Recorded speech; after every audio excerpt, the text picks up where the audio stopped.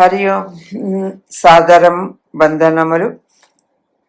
ఆరో సూర్య శ్రోతలందరికీ స్వాగతం, అందరికీ వందనం. ఈరోజు మనం 5వ భాగం, 5 భాగాలు అయిపోయి 6వ భాగంలోకి మనం అడుగు పెడుతున్నాం.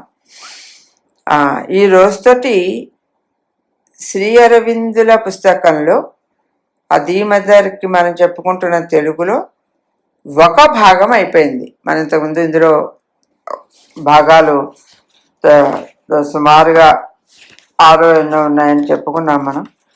ఒక భాగం అయిపోతుంది. అంటే ఇది మనది 6వది. అంటే ఇవన్నీ చూసుకుంటే ఒకటి 6 నిమిషాలు, ఒకటి 7 నిమిషాలు ఉంది. మొత్తం ఇదంతా ఒక్కసారిగా వింటే మీకు 1 గంట పడుతుంది. అంతా ఒకసారి వింటే కనుక ఒక అవగాహన వస్తుంది. దయచేసి ప్రయత్నం చేయండి. మనం ఇంతవరకు చెప్పుకున్నదైతే ముందు నుంచి మూలమైతే మన మనసులో నుంచి లోపల నుంచి ఒక అభీప్స, ఒక కోరికతో భగవంతుడి కోసం ఆహ్వానం మనం చేయాలి. పైనుంచి భగవంతుడు మనలోకి వచ్చి ఈ పరిణామాన్ని ఆయన చేయాలి. ఎందుకంటే ఇదంతా మనం చేస్తున్నాం, మానవులం పరిణామం చెందాలి, దివ్య మానవులుగా మారాలి. అందుకోసం మనం ప్రయత్నం చేస్తున్నాం. అందుకోసం ఆధ్యాత్మిక మార్గాన్ని ఎన్నుకున్నాం. అందులో శ్రీ అరవిందులు చెప్పినటువంటి ఈ అమ్మ మనకి సాయం చేస్తారు, ఆమెని మనం ఇన్వోక్ చేసుకోవాలి, వచ్చేలా చేసుకోవాలి. ఆమె మనలో ఉండాలి, ఆ భాగవత శక్తి మనలో ఉండాలి. అంటే మనం ఎలా ఉండాలి, ఫిజికల్లీ, మెంటల్లీ, వైటల్లీ 3 విధాలుగా కూడా మనం ఎలా ఉండాలి, మన ఆలోచన ఎలా ఉండాలి అనేటువంటి విషయం మనకి ఎంతో బాగా అర్థమయ్యేలాగా శ్రీ అరవిందులు చెప్పడం జరిగింది. అదే ఇంకొక చిన్న విషయం ఇవాళ కొంచెం ముందుకు వెళ్ళి చెప్పుకుంటున్నాం. ఒక జడప్రాయ నిరోధరహిత స్థితిని నిజమైన సమర్పణగా తికమక పడడం జరుగుతోంది. ఈ సమర్పణ అనేటువంటిది ఒక జడ పదార్థంలా కూడా ఉండకూడదండి. అంత సమర్పణ అంటే ఏంటంటే వదిలేయడమే కదా, అంతా ఆయనేగా చూసుకుంటాడు అనుకుని అసలు ఏమీ చేయకుండా చేసేటువంటి సమర్పణ మళ్ళీ సరి అయినది కాదు. ఎందుకంటే అటువంటి జడ పదార్థాల్లా ఉండి చేసేటువంటి ఆ నిష్క్రియత, అంటే ఏమీ చేయకుండా ఉండేటువంటి ఆ స్థితి నుంచి సత్యమైనది, శక్తివంతమైనది ఏది రాదు. ఓకే, అలా కూర్చుంటే దానివల్ల మనం అనుకుంటున్నటువంటి భగవత శక్తి లోపలికి రాదు. భౌతిక ప్రకృతి జడప్రాయమైనటువంటి నిష్క్రియత, అదే భౌతిక ప్రకృతిని ప్రతి అంధకార అదివ్య ప్రభావ దయాదాక్షిణ్యాలకు వదిలేస్తుంది.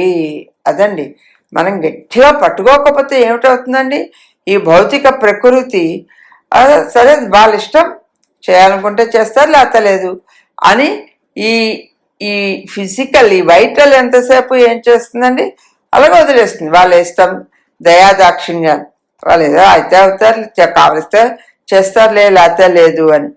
కానీ అలా చేయడం వల్ల మనం అనుకున్నటువంటి భాగవత శక్తి మనలోనికి రాదు, మనం అనుకున్న పరిణామం జరగదు అని చెప్తున్నారు.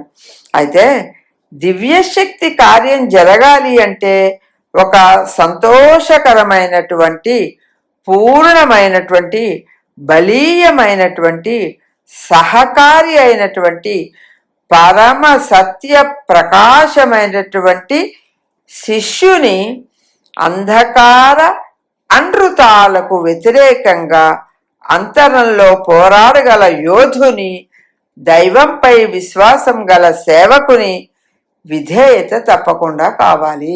ఈ లక్షణాలు ఉండాలి అని చెప్తున్నారండి. ఇప్పుడు అది చాలా ఒక బ్లిస్, అంటే ఒక ఆనందంగా సమర్పణ చేయాలి. అది చాలా బలీయమైనటువంటిది.